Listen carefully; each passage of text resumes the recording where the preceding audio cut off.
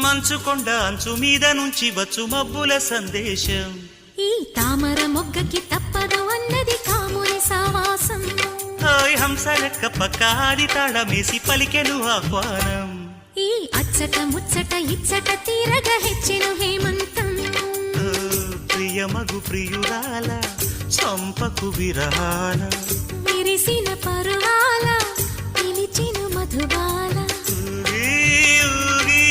రేగే అందాలే వేసే పూబంధాలే